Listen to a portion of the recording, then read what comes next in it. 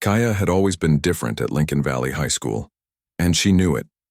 Walking through the crowded hallways every morning, she could feel the stares following her, not because she was loud or caused trouble, but because she was one of only 12 black students in a school of nearly 2,000 kids.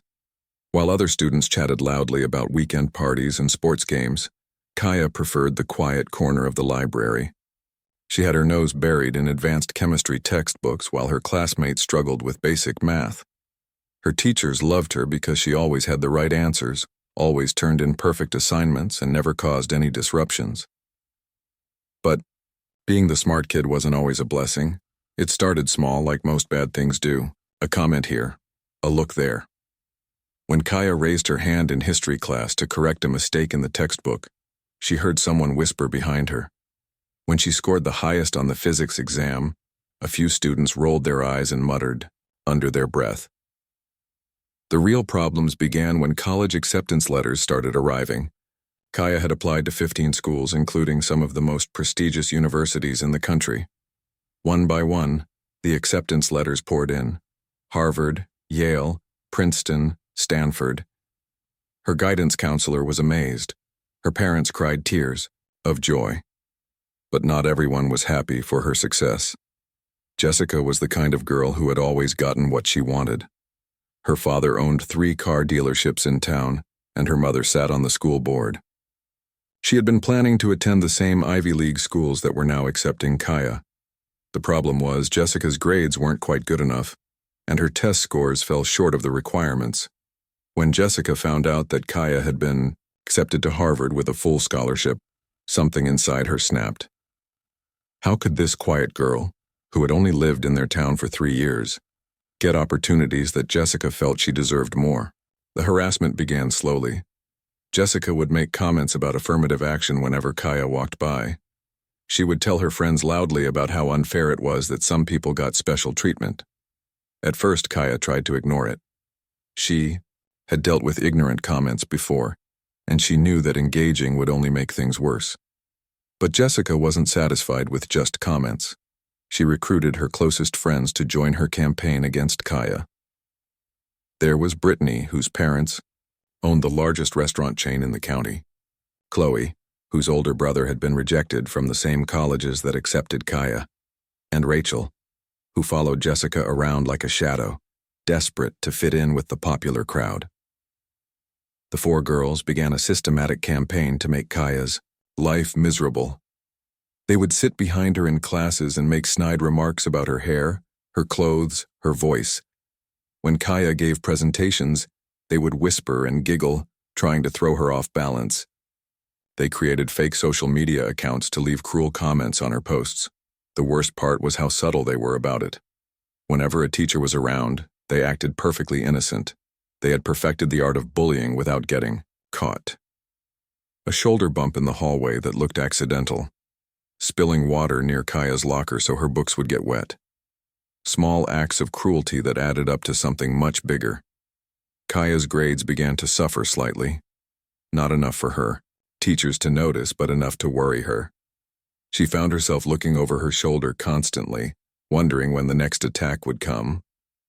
She stopped eating lunch in the cafeteria, preferring to hide in empty classrooms where she could have some peace.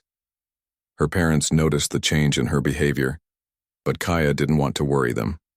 They had worked so hard to give her opportunities, moving to this town specifically for the better schools and safer neighborhoods. How could she tell them that their sacrifice was being undermined by a group of entitled teenagers? The bullying escalated as graduation approached. Jessica and her friends seemed to become more desperate, as if they were running out of time to break Kaya's spirit. They spread rumors about her family, claiming that her father had only gotten his job because of diversity quotas. They whispered that Kaya was planning to drop out of college anyway, so why should she take up a spot that could go to someone more deserving? The social media attacks became more frequent and more vicious. They would screenshot Kaya's posts and add cruel commentary. They created group chats specifically to mock her appearance, her voice, her achievements. What hurt the most was seeing classmates she had considered friends liking and sharing these posts. Kaya began to doubt herself for the first time in her life. Maybe they were right. Maybe she didn't deserve the opportunities she had been given. Maybe she should just keep her head down and try to survive the last few months of high school without making any more waves. The breaking point came on a cold Tuesday in February. Kaya had been having a particularly difficult day. Jessica had made a scene in AP Literature, loudly questioning why certain authors were included in the curriculum, while staring directly at Kaya. In chemistry lab, someone had tampered with her experiment, causing it to fail spectacularly in front of the entire class. By lunchtime, Kaya felt emotionally drained. She just wanted a few minutes of peace to collect herself before afternoon classes. She had learned to avoid the main bathrooms during busy periods, so she headed to the second-floor restroom that was usually empty during lunch. As she pushed open the heavy door, Kaya felt a small sense of relief. The bathroom was quiet, just as she had hoped. She went to the sink and splashed cold water on her face, looking at herself in the mirror. The stress of the past few months was written all over her features. She had dark circles under her eyes from too many sleepless nights. Her usually bright smile had been replaced by a permanent look of exhaustion. She took a deep breath and tried to give herself a pep talk. Only a few more months, she told herself.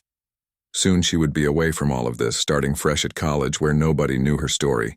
She could reinvent herself, make new friends, and leave all this drama behind. But as she reached for a paper towel to dry her hands, she heard the bathroom door creak open behind her. Through the mirror, she saw 4 familiar figures entering the bathroom. Her heart sank as she realized her moment of peace was about to be shattered. Jessica walked in first, followed by her 3 loyal followers.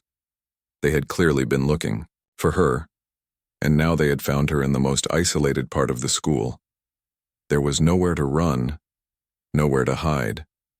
The bathroom that had seemed like a sanctuary just moments before now felt like a trap. Kaya's hands trembled slightly as she gripped the edge of the sink. She could see the determination in Jessica's eyes, the cruel smiles on her friends' faces. This wasn't going to be another subtle attack or whispered insult. This felt different, more dangerous. Everything that had been building up over the past months had led to this moment. 4 against 1, in an empty bathroom where no one could hear what was about to happen. Kaya realized that this confrontation would change everything, one way or another. The bathroom door closed with a soft click that sounded like thunder in Kaya's ears. She watched through the mirror as Jessica stepped forward, her 3 friends spreading out behind her like a wall. There was something different about Jessica today. Her usual smug expression had been replaced by something darker, more determined. "Well, well, look who we found," Jessica said, her voice echoing off the white tile walls. "All alone, just like always." Kaya turned around slowly, her back pressed against the cold sink. She tried to keep her voice steady. "I'm not looking for any trouble, Jessica. I just want to wash my hands and go to class." But Jessica wasn't interested in letting her leave. She took another step closer, and her friends moved with her, forming a semicircle that blocked the only exit. Brittany crossed her arms and smirked. Chloe pulled out her phone, probably to record whatever was about to happen. Rachel just stood there, looking uncomfortable but unwilling to speak up. "You know what your problem is?" Jessica continued, her voice getting louder. "You think you're better than everyone else. Walking around here like you own the place, getting all the attention from teachers, stealing spots at colleges that should go to people who actually belong here." Kaya felt her heart racing, but she tried to stay calm. "I've never said I was better than anyone. I just work hard and try to do well in school. That's what we're all supposed to be doing, right?" "Don't play innocent with me," Jessica snapped back. "You know exactly what you're doing. Acting all sweet and perfect, making the rest of us look bad. Do you have any idea how embarrassing it is when teachers use you as an example of what a good student should be like?" The accusation stung because Kaya had never asked to be anyone's example. She had simply tried to do her best, the way her parents had taught her, but now that was somehow being used against her, twisted into something ugly and wrong. Brittany decided to join in. "My mom volunteers at the college counseling center, and she told me that students like you get special treatment, lower test scores, easier requirements, free rides to schools that the rest of us have to work twice as hard to get into." "That's not true," Kaya said firmly. "I earned my test scores, I earned my grades. Nobody gave me anything I didn't work for. Sure you did, Chloe said sarcastically, finally looking up from her phone. Just like you earned that debate team, captain position that should have gone to someone who's been here longer than 3 years. Kaya couldn't believe what she was hearing. She had won that position fair and square, beating out 12 other candidates in a series of competitions. Her debate coach had told her parents that she was the most naturally gifted speaker he had seen in 20 years of teaching. I won that position because I was the best candidate, Kaya said, her voice getting stronger. Coach Martinez chose me based on my performance, not my race. Coach Martinez, Jessica repeated mockingly. Isn't it funny how all the teachers just love you? I wonder why that is. Maybe they feel sorry for you, or maybe they're just trying to look good by playing favorites with the diversity student. The words hit Kaya like physical blows. She had always wondered if her teachers liked her for the right reasons, but she had convinced herself that her work spoke for itself. Now Jessica was planting seeds of doubt that made her question everything. Rachel, who had been quiet until now, seemed to find her courage. My dad says that affirmative action is just reverse discrimination. Students like you are taking opportunities away from more qualified candidates who happen to be the wrong color. You don't know anything about me or my qualifications, Kaya shot back, finally letting some anger into her voice. You're just upset because you can't handle competition. That was clearly the wrong thing to say. Jessica's face turned red with rage, and she stepped so close that Kaya could smell her expensive perfume mixed with the scent of her mint gum. Competition? Jessica hissed. This isn't competition when the game is rigged. You get special treatment, special programs, special consideration, and then you have the nerve to act like you earned it all on your own merit. The bathroom felt like it was getting smaller. The fluorescent lights hummed overhead, casting harsh shadows on everyone's faces. Kaya could hear her own heartbeat pounding in her ears, but she refused to back down any further. I don't get special treatment, she said clearly. I study harder than anyone else in our class. I spend my weekends doing extra research while you're all at parties. I've been taking college-level courses since sophomore year. Everything I have, I earned. Liar, Brittany spat. You're just another charity case that the school likes to parade around to make themselves look good, a token to check their diversity box. The word token felt like a slap across the face. Kaya had heard it whispered in hallways before, but never said directly to her face. The cruelty of it took her breath away for a moment. Chloe was still, recording, probably planning to post the video later with some cruel caption. My brother applied to the same schools as you, she said.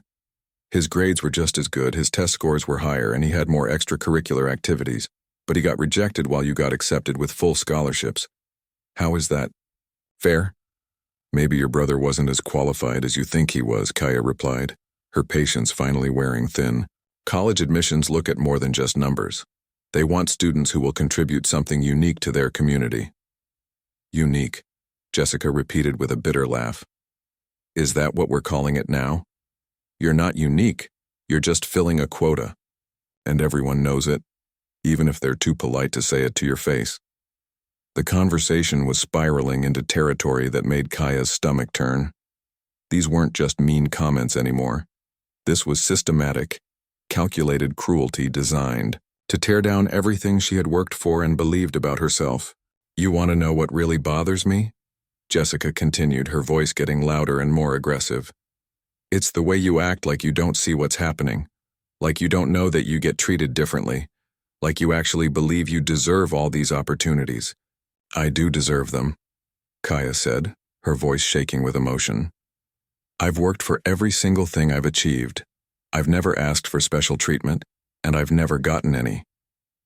Keep telling yourself that, Rachel said. But we all know the truth. And after graduation, when you're struggling in college classes that you're not actually prepared for, you'll know it too. The prediction was designed to plant doubt and fear, and Kaya hated that it was working. She had always been confident in her abilities, but months of this kind of harassment had started to wear down her self-assurance. I'm not going to struggle, she said, trying to sound more confident than she felt. I'm going to succeed because I'm prepared and I'm willing to work hard. We'll see about that, Jessica said with a cold smile. But right now, we're going to make sure you understand your place in this school. You need to learn some humility before you go off to college and embarrass yourself." The threat in her voice was clear, and Kaya realized that this confrontation was about to escalate beyond words. She looked around desperately, hoping someone might walk in, but the bathroom remained empty. The lunch period was only half over, and this part of the school was always deserted during this time. She was completely alone with 4 students who clearly intended to hurt her, either physically or emotionally. The confident mask that Jessica usually wore had slipped completely, revealing something ugly and desperate underneath. Her friends seemed to be feeding off her energy, getting more aggressive by the minute. Kaya's mind raced as she tried to figure out what to do next. Running wasn't an option with the door blocked. Fighting back against 4 people would be impossible. Screaming might bring help, but it might also make things worse. As she stood there pressed against the sink with nowhere to go, Kaya made a decision that would change everything. Time seemed to slow down as Kaya stared at the 4 faces surrounding her. Her heart was pounding so hard she could hear it in her ears. Jessica's eyes were filled with a hatred that seemed to go deeper than just school rivalry. This wasn't about grades or college admissions anymore. This was about something much darker. For a split second, Kaya felt the familiar urge to shrink into herself, to apologize, to try to make peace even though she had done nothing wrong. It was the same feeling she had carried for months. The weight of trying to make herself smaller so others would feel more comfortable. But then something shifted inside her mind. Maybe it was the months of bottled-up frustration finally reaching a breaking point. Maybe it was the realization that no matter how quiet she stayed or how hard she tried to avoid conflict, it would never be enough for people like Jessica. Or maybe it was simply the understanding that this moment would define how she saw herself for the rest of her life. Instead of cowering or trying to push past them, Kaya did something that surprised even herself. She reached into her backpack and pulled out her phone. "What are you doing?" Jessica demanded, her voice sharp with suspicion. Kaya's fingers moved quickly across the screen. She opened her social media app, the one she rarely used except to share pictures of her academic achievements or family moments. Her hands were shaking slightly, but her voice was steady when she spoke. "I'm going to show people what's really happening here," she said calmly. Before anyone could react, she had started a live stream. The red recording light appeared on her screen, and she could see that people were already starting to join the broadcast. 3 viewers, then 7, then 15. "Hi, everyone," Kaya said, looking directly into the camera. Her voice was surprisingly calm considering the circumstances. "My name is Kaya Thompson, and I'm a senior at Lincoln Valley High School. Right now, I'm in the second-floor bathroom, and I'm being cornered by 4 of my classmates." Jessica's face went white. "Turn that off right now," she hissed, lunging toward the phone. But Kaya was ready for her. She stepped to the side, keeping the camera rolling. "This is Jessica Martinez," she said, turning the phone so the camera captured Jessica's shocked face. "She's the daughter of the car dealership owner downtown. And these are her friends, Brittany Wells, Chloe Adams, and Rachel Chen." The number of viewers was climbing rapidly. 25, 35, 50 people were now watching live. Comments started appearing on the screen, most of them from classmates who recognized the names being mentioned. "What are you doing?" Brittany screamed, trying to cover her face with her hands. "Stop recording us." "Why should I stop?" Kaya asked, her confidence growing as she realized what she was doing. "You weren't worried about my privacy when you were harassing me. You weren't concerned about my feelings when you were spreading lies about me. So why should I protect yours?" Chloe, who had been recording everything on her own phone just minutes earlier, suddenly looked terrified. "This is illegal. You can't record us without permission." "Actually, I can," Kaya replied, still keeping the camera steady. "This is a public place, and I'm documenting harassment. I have every right to protect myself." The viewer count was now over 100, and the comments were coming in fast. Kaya could see messages of support mixed with shock and confusion. Some of her classmates were asking what was happening, while others were sharing the stream with their friends. Jessica was frantically trying to think of a way out of this situation. "Look, this is all just a misunderstanding. she said, her voice suddenly much sweeter than it had been moments before. We were just talking to Kaya about school stuff. No big deal. Really? Kaya said, addressing both Jessica and her audience. Let me tell everyone what kind of school stuff we were discussing. These 4 students have been harassing me for months because I got accepted to colleges they wanted to attend. They've been spreading rumors about affirmative action and claiming that I don't deserve my achievements. The comments section exploded. Students who had witnessed the months of subtle bullying were now sharing their own observations. Teachers who followed some of the students on social media were starting to tune in. Even some parents had joined the stream after being alerted by their children. They told me I was just a diversity token, Kaya continued, her voice getting stronger. They said I was taking opportunities away from more deserving students. They cornered me in this bathroom too. In Jessica's words, teach me my place. Rachel was crying now, realizing that her parents would probably see this. Her father's comments about reverse discrimination were being broadcast to hundreds of people, including her teachers and classmates. Please stop, Rachel begged. I'm sorry, okay? I'm really sorry. I didn't mean those things. Which things didn't, you mean? Kaya pressed, keeping the camera rolling. When you said I was a charity case? When you said your brother was more qualified than me? Or when you said I would embarrass myself in college? The viewer count had passed 200. Someone had shared the stream on other social platforms and it was spreading rapidly. Kaya could see comments from people she didn't even recognize. Strangers who had stumbled onto the stream and were now witnessing the confrontation.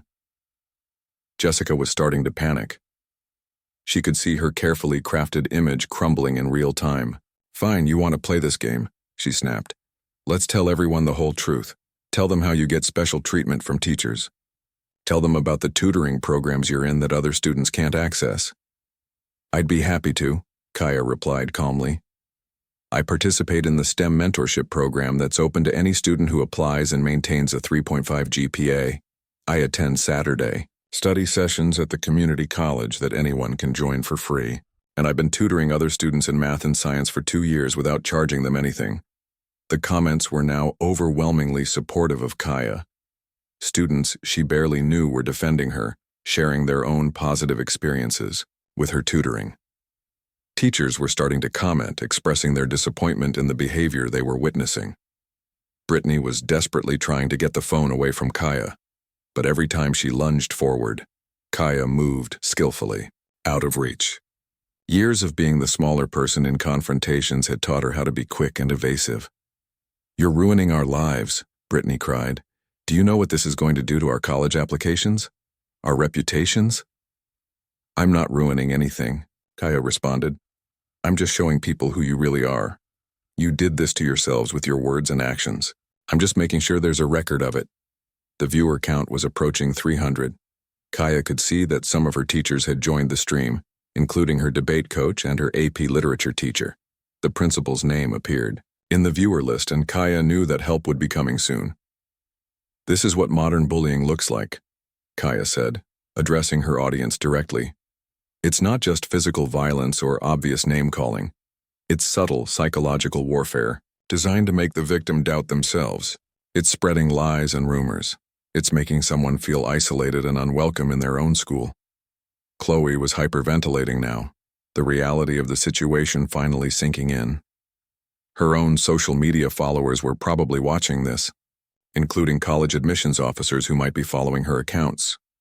People need to see this, Kaya continued, because this kind of harassment happens every day, but usually behind closed doors where no one can witness it. The victims are told they're being too sensitive or that they should just ignore it, but ignoring it doesn't make it stop. It just makes it invisible. The bathroom door suddenly burst open, and Mr. Peterson, the vice principal, rushed in, followed by 2 teachers. They had been alerted by faculty members who were watching the stream. What's going on here? Mr. Peterson demanded, though he had clearly been watching enough of the live stream to understand the situation. I'm documenting harassment, Kaya said simply, still holding her phone steady. These 4 students cornered me in here and began verbally attacking me with racist and discriminatory language. Everything is recorded. Jessica tried one last desperate attempt to control the narrative. "She's lying, Mr. Peterson. We were just trying to talk to her about a misunderstanding. She started recording us illegally, but it was too late." Over 400 people had now witnessed the confrontation, and many of them had recorded sections of the stream on their own devices. The evidence was overwhelming and undeniable. "Miss Thompson, you can end the recording now," Mr. Peterson said gently. "We'll handle this from here." Kaya looked into the camera one final time. "Thank you to everyone who watched and supported me today. This is what happens when we shine light on darkness. This is what happens when we refuse to suffer." In silence, she ended the stream, but she knew the impact was just beginning. In less than 30 minutes, her moment of courage had been witnessed by hundreds of people, and the video was already being shared across multiple platforms. What started as another attempt to break her spirit had instead become the moment when Kaya found her voice and refused to be silenced. The moment Kaya ended the live stream, her phone started buzzing nonstop. Notifications flooded her screen faster than she could read them. Text messages, social media mentions, friend requests, and missed calls were coming in every few seconds. She had never seen anything like it. While Mr. Peterson was talking to Jessica and her friends in the hallway, Kaya sat in the nurse's office trying to process what had just happened. Her hands were still shaking. Not from fear anymore, but from adrenaline. She opened her phone to see that the original live stream had been viewed over 800 times in just 30 minutes. But that wasn't the most shocking part. Students who had watched the stream live had screen recorded different sections of it. These clips were now spreading across Instagram, TikTok, Twitter, and Snapchat like wildfire. Each platform was showing different pieces of the confrontation, and each one was gaining its own momentum. Her debate team coach, Mrs. Rodriguez, knocked on the nurse's office door. "Kaya, are you okay? I saw what happened on the stream. That took incredible courage. I don't know what came over me," Kaya admitted, still staring at her phone in disbelief. "I just couldn't take it anymore. I was tired of hiding and staying quiet while they tried to tear me down." "You did the right thing," Mrs. Rodriguez assured her. "Sometimes the only way to stop bullying is to bring it into the light. And you certainly did that." By the end of the school day, the story had spread far beyond Lincoln Valley High School. Students from other schools in the district were sharing the clips, adding their own commentary about similar experiences they had faced. Parents were discussing it in community Facebook groups. Local news reporters were starting to take notice. Kaya's older sister called her that evening, almost in tears. "I just saw the video and I'm so proud of you. Do you know that people at my college are sharing it? This is going national, Kaya." National? Kaya couldn't believe what she was hearing. She had only been trying to protect herself in that bathroom. She never imagined it would reach beyond her own school.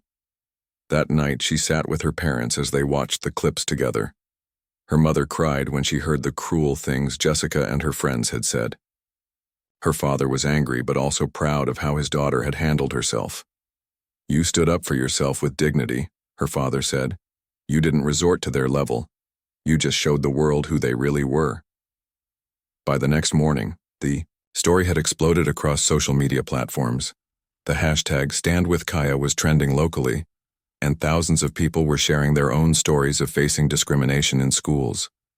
The clips from the bathroom confrontation had been viewed over 50,000 times across all platforms, but the attention wasn't all positive. Some people were criticizing Kaya for recording without permission.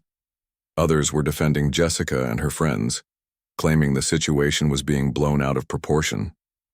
A few anonymous accounts were spreading rumors and trying to discredit Kaya's achievements. The controversy grew even bigger when local news station Channel 7 picked up the story. They interviewed students from Lincoln Valley High School, asking about the school's climate and whether discrimination was a common problem. Many students came forward with their own stories of witnessing or experiencing similar treatment. "This has been going on for years," said Tyler, a junior at the school. "Students like Kaya get targeted all the time, but usually it happens where teachers can't see it. Nobody talks about it because they're scared of making it worse." The news coverage caught the attention of state education officials. The school district received calls from the Department of Education asking about their anti-bullying policies and diversity training programs. Suddenly, what had started as a high school bathroom confrontation was becoming a case study in institutional discrimination. Jessica and her friends were suspended pending a full investigation. Their parents hired lawyers and tried to control the damage, but the video evidence was impossible to deny. Jessica's father released a statement claiming his daughter was a good kid who made a mistake, but the public wasn't buying it. The story reached another level when it was picked up by national news outlets. CNN, NBC, and ABC all ran segments about the incident, using it as a starting point for broader discussions about racism in American schools. Civil rights organizations began reaching out to Kaya's family, offering support and resources. Dr. Williams from the NAACP called Kaya's parents personally. "Your daughter has sparked a conversation that needed to happen," she told them. "She's given a voice to thousands of students who face this kind of treatment every day." The viral spread of the story brought unexpected consequences. Harvard University's admissions office released a statement supporting Kaya and reaffirming their commitment to diversity. Other Ivy League schools followed suit, making it clear that students who engaged in discriminatory behavior would face serious consequences.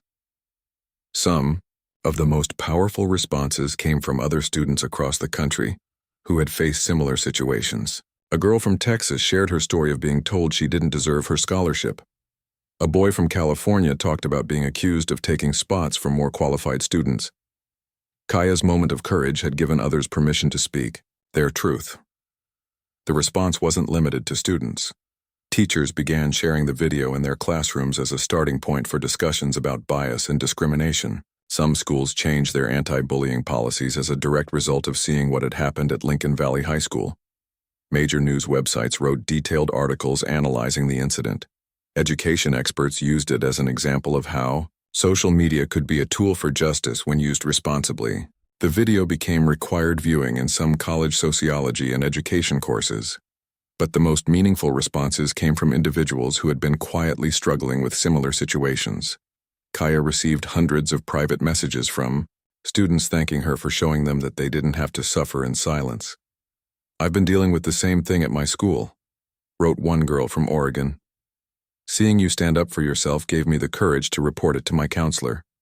Thank you for showing me that my voice matters." The attention also brought opportunities Kaya had never imagined. She was invited to speak at education conferences about her experience. A major publisher reached out about writing a book. Several universities offered her additional scholarships and honors program spots.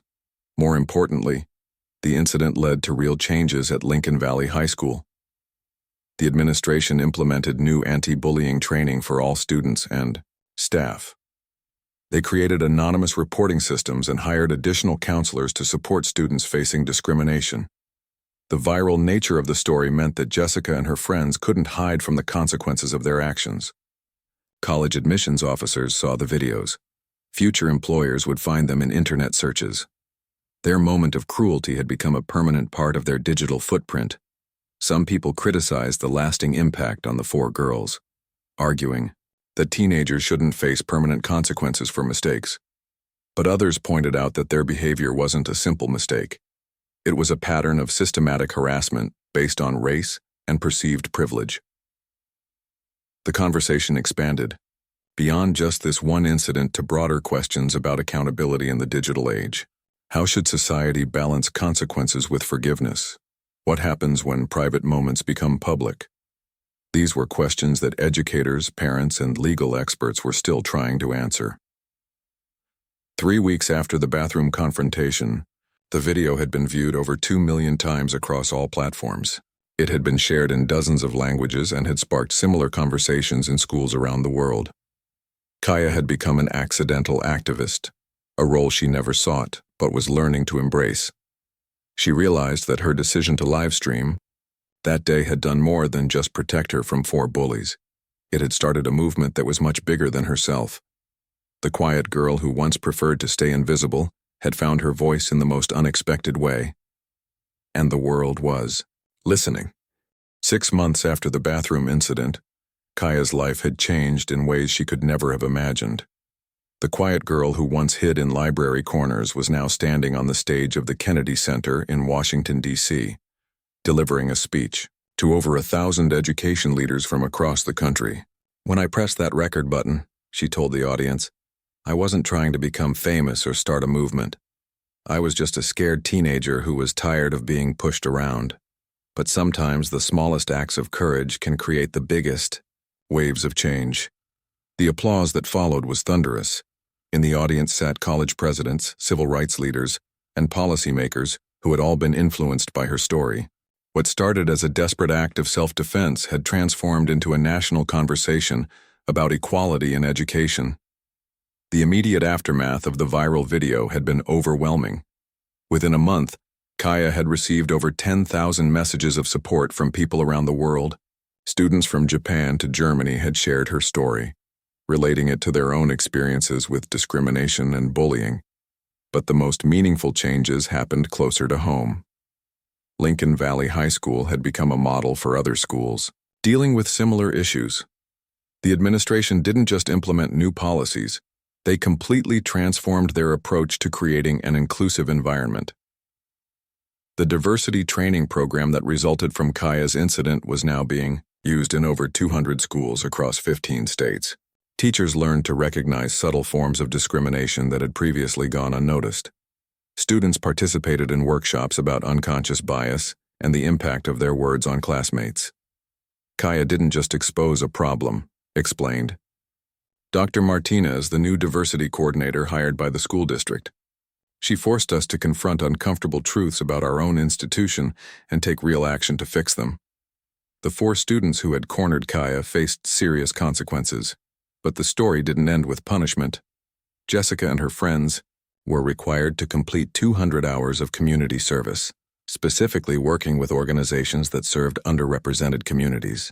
They also had to attend extensive counseling and bias training. Initially, Jessica had been defiant, claiming she was the real victim of the situation.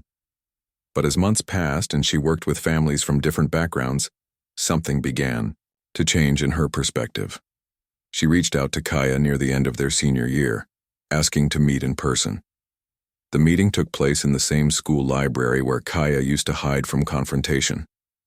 Jessica looked different, humbler, more thoughtful. The arrogance that had once defined her personality seemed to have been replaced by genuine remorse.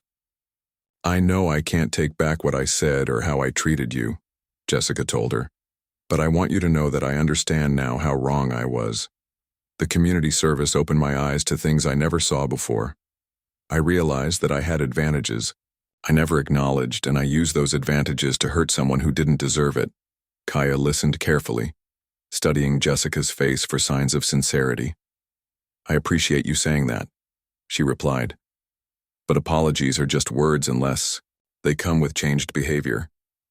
The real question is what you're going to do differently moving forward." Jessica nodded, tears in her eyes. "I'm transferring to the community college next year instead of going straight to a 4-year university. I want to spend more time working with the organizations I was assigned to for community service.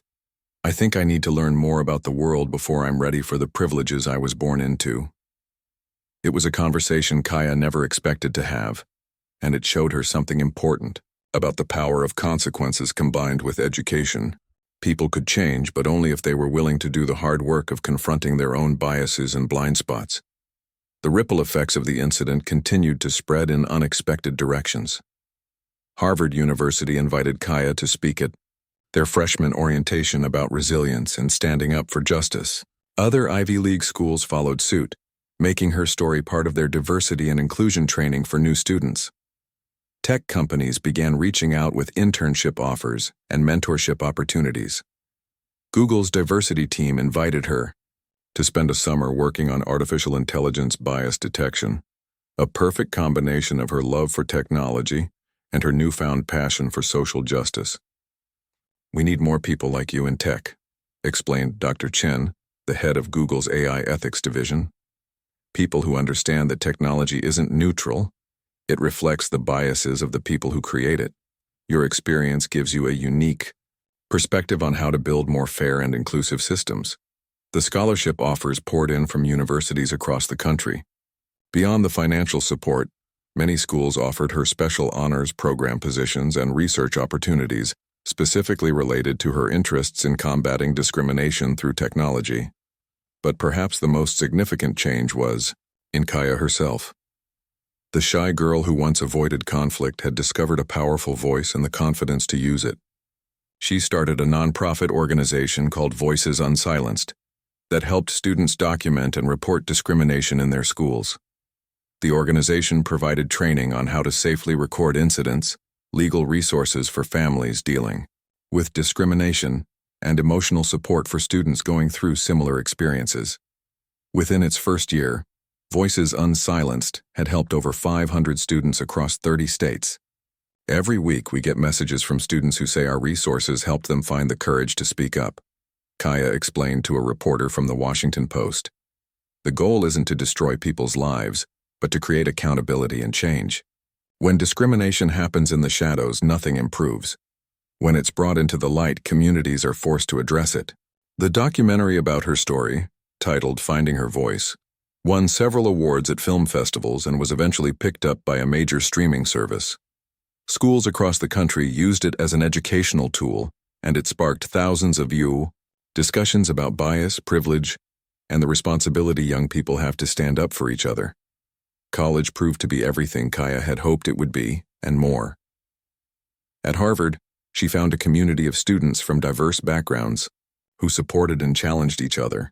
She double-majored in computer science and social justice, combining her technical skills with her passion for equality. Her professors were amazed by her ability to see problems from multiple perspectives and develop innovative solutions. She led research projects on algorithmic bias, developed apps to help students report discrimination anonymously, and mentored other first-generation college students who were struggling to find their place. During her sophomore year, she was invited to testify before Congress about discrimination in educational settings. Standing in the hearing room, she thought back to that terrifying moment in the bathroom when she felt completely powerless. That day, I learned that silence in the face of injustice is actually a choice, she told the lawmakers. Every time we see discrimination and choose not to act, we become part of the problem. But every time we find the courage to speak up, we create the possibility for real change. The Congresswoman leading the hearing leaned forward with interest. What would you tell other young people who are facing similar situations but feel powerless to do anything about it? Kaya paused for a moment, thinking about all the students who had reached out to her over the past few years. I would tell them that their voice matters more than they know, that technology can be a tool for justice when used wisely, and that sometimes the most important battles are fought not with violence or anger, but with truth and courage. The legislation that came out of those hearings strengthened anti-discrimination protections in schools and provided funding for bias training programs nationwide. Kaya's bathroom confrontation had literally helped shape federal education policy. Looking back on everything that had happened, Kaya often wondered what would have occurred if she had stayed silent that day. Jessica and her friends would have continued their harassment, probably escalating to even worse behavior. Other students would have continued to suffer in silence, believing they had no recourse against systematic discrimination. Instead, one moment of courage had created a chain reaction that was still spreading years later. Students across the country were finding their voices. Schools were implementing better policies, and conversations about bias and privilege were happening in communities that had never addressed these issues before. The girl who once tried to make herself invisible had become a beacon of hope for anyone who had ever felt powerless in the face of injustice.